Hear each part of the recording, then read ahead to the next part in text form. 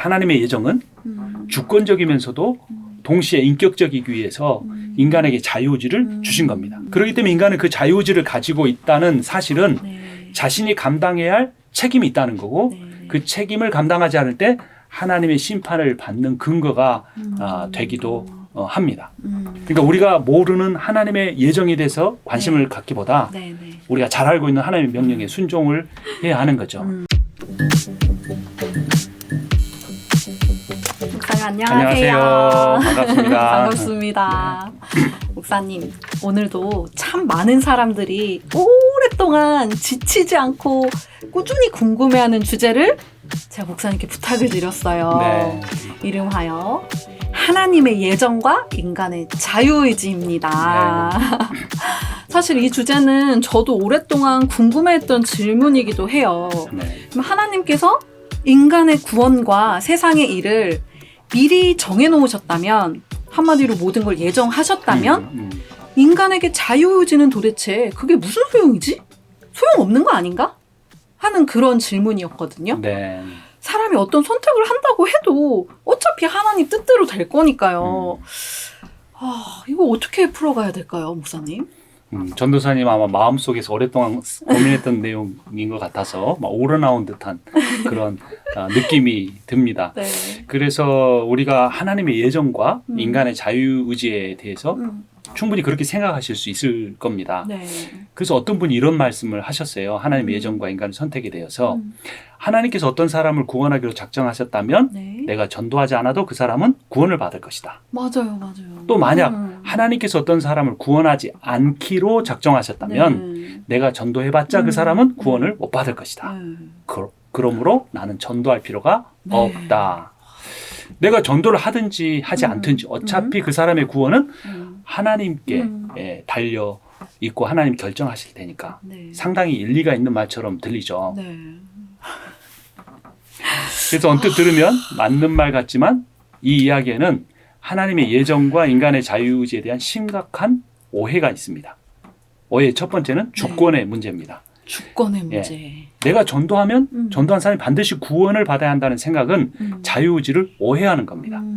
인간에게 자유의지가 있다는 말이 인간이 하나님 역할을 할 수 있다는 것이 아닙니다. 인간이 자유의지를 가지고 하나님의 주권에 도전하는 이 잘못된 생각이 아담이 하나님이 되려고 선악과를 따먹은 원인이 되기도 했습니다.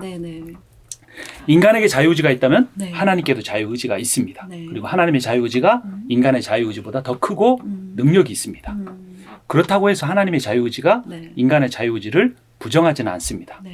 반대로 인간에게 자유의지가 있다고 해서 하나님의 자유의지를 이길 수 있는 것도 아닙니다.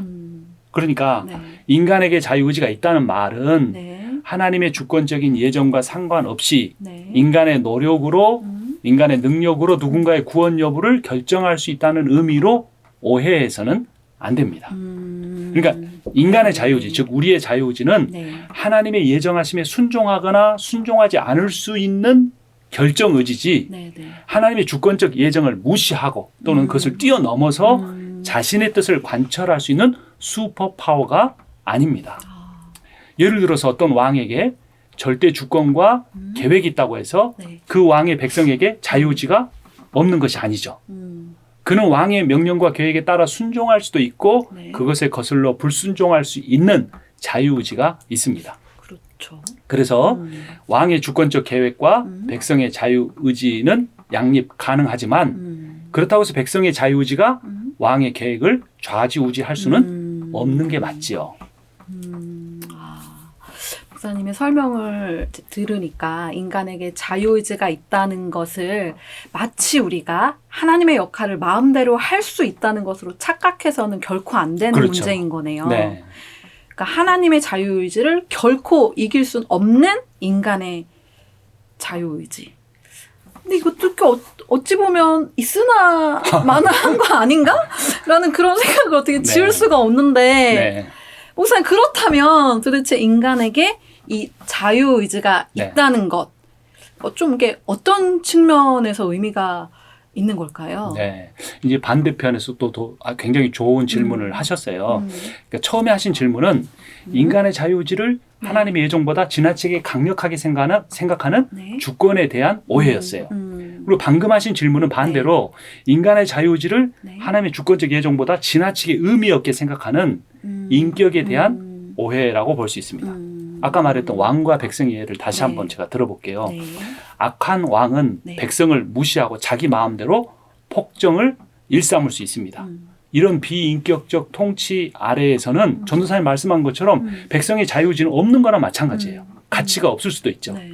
하지만 하나님은 전능하시지만 동시에 선하시고 인격적이시기 때문에 비인격적 그 통치 행위를 통해 네. 인간의 자유의지를 악한 왕처럼 무시하지 않으십니다. 하나님 오히려 인격적 교제를 나누기 위해 인간을 존귀하게 지으셨고 존귀하게 대하시기 때문입니다. 그래서 사람이 이해를 잘못하면 네. 설명도 해주시고 네. 불순종하면 기다려주시기도 네. 하시고 마음이 닫혀 있으면 은혜를 베푸셔서 그 마음을 열어주기도 하시는 거죠. 물론 때로는 아주 힘든 고난을 허락하시거나 징계하시기까지도 합니다. 하지만 가장 중요한 것은 하나님은 자신의 주권적인 예정을 실행하는 과정에서 인간을 인격적으로 대하시고 인간의 자발적 참여와 순종을 아주 중요하게 여기신다는 거죠. 와, 목사님 말씀을 이렇게 또 듣고 보니까 하나님의 예정이 이루어진다고 하더라도 인간의 자유의지가 무시되는 게 아니라 이 둘이 공존할 수 있다는 거네요. 그렇죠. 그렇죠. 하나님의 예정이 주권적이지만 인간의 그 인격적인 반응을 무시하지 않으시고 이해해서 순종하기를 이렇게 기다리신다는 그 말씀이 너무 은혜가 됩니다. 그런데요, 목사님, 사실 그럼에도 불구하고 어떤 분들은 하나님의 예정을 인격적으로 보기보다는 결코 피할 수 없는, 좀 거부할 수 없는 강제적이거나 신비한 힘처럼 그렇게 생각하시기도 하거든요. 이런 부분은 좀 어떻게 설명을 할 수가 있을까요? 분명히 그런 관점이 가능합니다. 그래서 아주 탁월한 지적이신데요. 그런 생각이 하나님의 예정을 네. 기계적인 것이나 아주 신비적인 것으로 오해하는 생각인데 그것을 운명론이라고 합니다. 근데 이 운명론은 예정론과 매우 다릅니다. 네. 운명론을 대변하는 타 종교의 구호가 있는데 네. 인샬라입니다. 들어보셨을 것 같아요. 네, 예. 들어봤어요. 우리말로 하면 신의 뜻이다라는 의미죠. 그런데 이 의미를 잘못 받아들이면 네. 예정론을 하나님의 예정론을 네. 컴퓨터 프로그램처럼 기계적으로 혹은 아주 반대로 마법사의 주문처럼 신비적으로 오해하게 됩니다. 그러니까 운명론이라는 것은 네. 인간이 자유의지를 사용해서 감당해야 할 책임과 의무를 다하지 못해서 발생한 비극적 사건이나 결과를 하나님의 뜻이라고 말하면서 책임을 전가합니다. 이게 운명론이죠. 네. 네. 예를 들어볼게요. 네. A라는 사람은 부자인데 그 옆집에 사는 이웃 B는 가난해서 먹을 게 없습니다. 네. 네. 병들어서 일도 하지 못합니다. 근데 이 A라는 부자는 가난한 사람의 그 형편을 알고도 도와주지 않았고 결국 B라는 가난한 사람은 굶어 죽고 말았습니다. 네. 그런데 그 부자가 자신의 불쌍한 이웃의 그 죽은 집에 가서 인샬라라고 외치는 겁니다. 신이 이 사람을 굶어 죽게 운명을 정해놓으셨다 네. 하면서 신의 주권을 찬양하는 자기는 굉장히 믿음 좋은 사람이 되는 거죠. 근데 우리가 한번 생각해 보죠. 과연 그의 죽음이 하나님께서 그 사람을 굶어 죽게 예정하셨기 때문일까요? 아니면 하나님께서 내 이웃을 내 몸과 같이 사랑하러 간 그 명령에 순종하지 않은 인간의 잘못된 자유의지의 사용 때문이었을까요? 그러니까 하나님의 예정은 주권적이면서도 동시에 인격적이기 위해서 인간에게 자유의지를 주신 겁니다. 그렇기 때문에 인간은 그 자유의지를 가지고 있다는 사실은 네. 자신이 감당해야 할 책임이 있다는 거고 네. 그 책임을 감당하지 않을 때 하나님의 심판을 받는 근거가 되기도 합니다. 그래서 이 운명론은 네. 이 신이 인간의 미래를 기계적으로 정해놨다라고 주장하는데 네. 이러한 주장은 인간에 대한 심판의 근거를 없애는 잘못된 역할을 하기도 합니다. 그래서 타 종교인은 인샬라라고 외치면서 신의 주권을 높이는 것처럼 보이지만 실상은 네. 인간의 책임을 회피하려고 하는 거죠. 하지만 비인격적 운명론을 우리는 믿지 않습니다. 네. 네. 우리는 인격적 예정론을 믿습니다. 그래서 그리스도인은 자신의 삶과 교회의 방향성과 세상에 대한 책임을 분명하게 져야 합니다. 그래서 인간이 아무 일도 하지 않고 아무 책임도 지지 않았기 때문에 일어난 비극적 사건을 하나님의 뜻이라고 함부로 말해서는 안 되는 거죠. 그리고 우리는 어떤 사람의 미래나 구원에 대한 하나님의 뜻을 전혀 알 수가 없습니다. 그런데 우리가 아는 게 있죠. 하나님께서는 모든 민족에게 모든 사람에게 복음을 전하고 그들을 사랑하고 섬기라고 하신 그 명령은 압니다. 맞습니다. 그러니까 우리가 모르는 하나님의 예정에 대해서 관심을 갖기보다 우리가 잘 알고 있는 하나님의 명령에 순종을 해야 하는 거죠. 그래서 우리는 사실 누가 구원받고 안 받고에 대해서는 책임을 전혀 안 져도 돼요. 하지만 복음을 전하고 안 전하고에 대한 책임, 사랑하고 섬기었는가 안 했는가에 대한 책임은 분명하게 져야 하는데 이것을 자유의지에 대한 책임이라고 말할 수가 있습니다. 자유의지에 대한 책임. 네. 그래서 그것을 에스겔서 3장 18절 19절에 분명히 이렇게 선언하고 있습니다. 가령 내가 악인에게 말하기를 너는 반드시 죽을 것이다 할 때에 네가 그 악인을 깨우쳐 주지 않거나 그 악인에게 말로 타일러서 그가 악한 길을 버리고 떠나 생명이 구원받도록 경고해 주지 않으면 악인은 자신의 악한 행실 때문에 죽을 것이지만 그 사람이 죽은 책임은 내가 너에게 묻겠다라고 합니다. 목사님의 설명과 또 에스겔서의 말씀까지 들으니까 하나님이 예정하지 않으셨으면 전도해봐야 소용이 없다라고 말하면서 전도하라는 그 말씀에 순종하지 않은 행동이 얼마나 교만한 또 그런 행동인지 또 그 결과로 오는 심판이 얼마나 좀 무서운 것인지 좀 크게 와닿는데요. 네. 근데 목사님 사실 이렇게 사람들이 헷갈릴 수밖에 없는 게 사실 성경에서 하나님이 이미 예정하신 사람들을 구원하신다는 말씀이 많이 언급이 되잖아요. 그렇죠. 그래서 제가 좀 이렇게 많은 사람들을 대표해서 다시 한번 좀 끈질기게 확인을 받고 싶습니다. 그래도 창세 전에 하나님께서 예정하지 않으신 사람은 우리가 노력해도 구원받지 못하는 건 아닐까요? 끝까지 포기하지 않으시는 사실 맞습니다. 분명히 그 구절이 있죠. 이 그 구절이 에베소서 1장 4, 5절에 나옵니다. 세번역 성경으로 보면 하나님은 세상 창조 전에 그리스도 안에서 우리를 택하시고 하나님의 자녀로 삼으시기로 예정하신 것입니다. 라고 합니다. 이 창조 전이라는 단어와 예정이라는 단어가 여기 분명히 한 번씩 나오죠. 그런데 이 구절과 관련해서 우리가 하나님의 예정에 대해서 하는 마지막 오해가 하나가 있는데 그것은 시간입니다.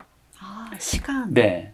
어떤 사람들은 하나님의 예정이 과거에 이미 이루어진 것이니까 현재나 미래에 바꿀 수가 없다라고 주장합니다. 이런 논리를 언뜻 들으면 하나님의 예정과 관련해서 진짜 하나님 주권을 강조한다. 이렇게 보여요. 근데 반대로 역효과를 가져올 수도 있습니다. 왜냐하면 하나님의 예정이라는 것은 시간적인 것이 아니라 의지적인 것이기 때문에 그렇습니다. 예정론을 영원하신 창조주 하나님의 관점과 능력이 아닌 피조물인 인간의 관점과 능력에서 이해하려고 하면 무리가 생기는 거죠. 하나님이 영원하시다는 말은 영원히 존재하신다는 의미이기도 하지만 시간을 초월하신다는 의미도 있습니다. 예를 들면 인간은 어느 한 장소밖에 존재할 수가 없죠. 근데 우리는 하나님은 무소부재하시다라고 합니다. 그러니까 이 넓은 우주에 안 계신 곳이 없다라는 거죠. 이게 인간의 논리로는 이해할 수 없지만 우리는 믿음으로 받아들입니다. 이와 마찬가지로 하나님은 무시부재하셔서 우주의 모든 역사의 시간 속에 존재하실 수가 있는 거죠. 와, 인간은 어느 한 시대에만 존재해야 하지만 하나님은 무시부재, 즉 영원 전부터 영원까지 존재하지 않는 시간이 없으시다는 말이 이게 참 이해가 될 듯하면서도 좀 쉽지는 않은 개념이잖아요. 우선 하나님의 그 예정에 관련해서 조금만 더 쉽게 좀 한 번 더 설명 부탁드려도 될까요? 예를 들어볼게요. 요즘에 공상과학 영화나 소설을 통해서 인간이 과거나 미래로 간다, 시간 여행할 수 있다라는 그런 이야기를 들어보신 적이 있죠. 영화에서만 아니라 일부 진짜 과학계에서는 아인슈타인의 상대성 이론에 따라 현재에서 미래로의 시간 여행이 또는 과거로의 시간 여행이 가능하다라고 주장하기도 합니다. 네. 피조물인 사람들이 이런 주장을 하는데 네. 하물며 창조 주신 하나님께서 그렇게 시간을 초월하지 못하시겠느냐. 우리가 한번 생각해 봐야죠. 그래서 하나님은 시간을 창조하셨을 뿐만 아니라 시간에 얽매이지 않으십니다. 하나님은 과거, 현재, 미래라는 시간 구분에 의해서 제한되지 않으신다는 거죠. 그래서 하나님이 창세 전에 인간을 구원을 예정하셨다는 이 표현을 네. 인간의 창조 전에 어느 한 시점에 구원받을 사람의 명단을 장부에다가 다 적어놓으셨다. 이런 식으로 생각해서는 안 되는 거죠. 이런 생각은 네. 하나님을 호그와트의 마법사 정도로 오해하는 겁니다. 그렇게 오해하면 구원의 주체이신 하나님에 대한 경외보다는 그 구원 장부에 누구 이름이 적혀 있고 누구 이름이 안 적혀 있을까 이런 데만 관심을 갖게 되는 거죠. 그럼요, 진짜. 그러니까 하나님께서 누가 구원받을지 그분의 주권으로 창조 전에 정하셨다는 그 예정론에서 강조될 것은 네. 언제냐 그 시간의 문제가 아니라 누가 그 구원의 결정자시냐라는 구원의 주체입니다. 그러니까 언제 구원이 결정됐느냐에 관심을 가지면 네. 예정론은 네. 누군가를 지옥으로 보내는 살생부, 데스노트가 네. 되고 맙니다.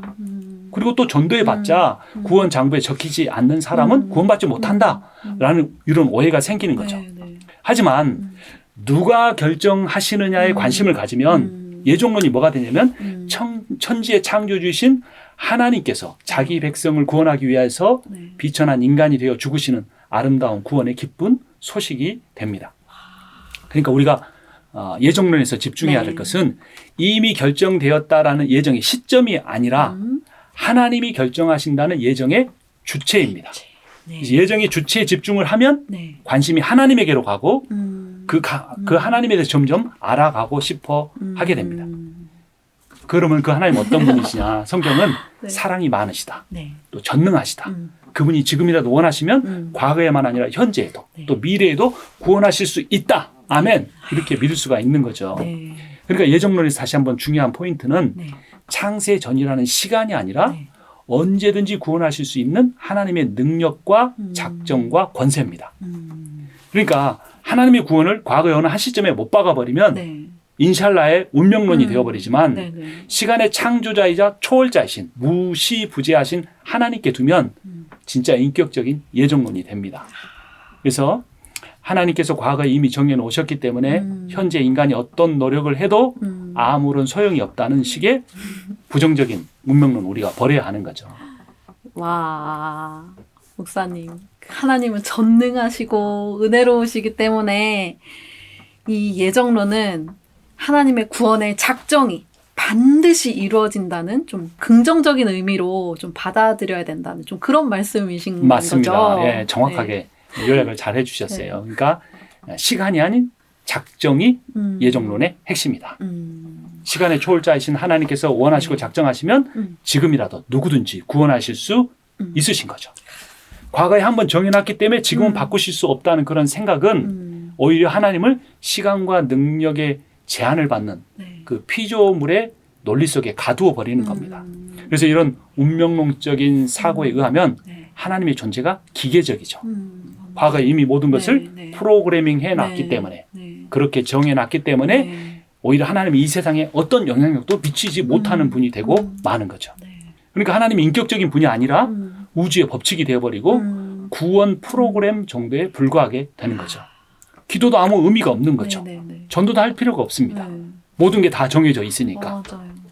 근데 예정론에 의하면 그렇지 않습니다. 하나님께서는 인격적이시고 지혜로우시고 전능하셔서 자신이 원하는 사람은 시간을 초월해서 누구든지 지금이라도 구원하실 수가 있습니다. 반대로 누구라도 지금 그의 심판을 결정하실 수도 있습니다. 그래서 우리는 정말 간절하게 어떤 사람을 구원해 달라고 네. 기도하고 실제로 가서 네. 전도해야 합니다. 네. 그렇다고 해서 우리가 오해하면 안 되는 것은 네. 인간의 구원이 우리의 기도나 전도에 달려 있다는 그런 그거에 의해서 좌우된다는 그런 의미는 아닌 거죠. 그것도 또 굿포인트네요. 예, 우리가 아무리 기도하고 노력해도 하나님이 원하지 않으시면 그 사람 구원받지 못하는 게 사실입니다. 네. 그리고 우리가 아무것도 하지 않아도 하나님께서 원하시면 그 사람은 네. 하나님의 어떤 섭리를 통해서라도 네. 구원받을 수가 있습니다. 근데 중요한 거는 하나님이 가장 기뻐하시는 것은 네. 우리가 기도하고 네. 우리가 전도하고 네. 우리가 사랑하고 섬겨서 하나님이 작정하신 그 사람이 구원을 받게 되는 겁니다.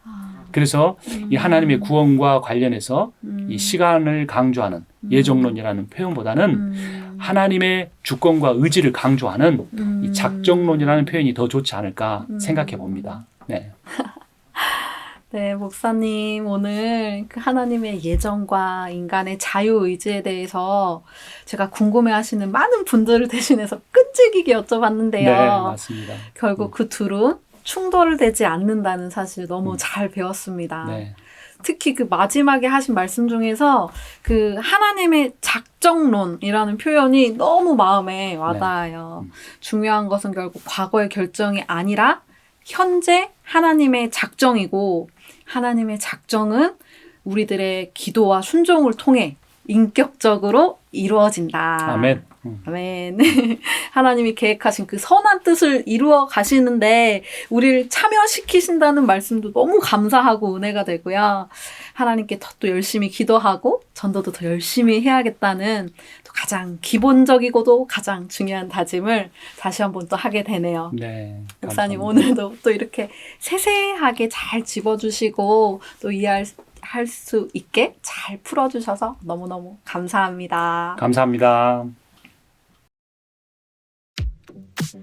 미주 기독일보는 여러분의 신앙생활 속 궁금한 점이나 하나님에 대한 오해 그런 것들을 함께 고민하며 답을 찾아가며 이렇게 여러분과 함께 하겠습니다.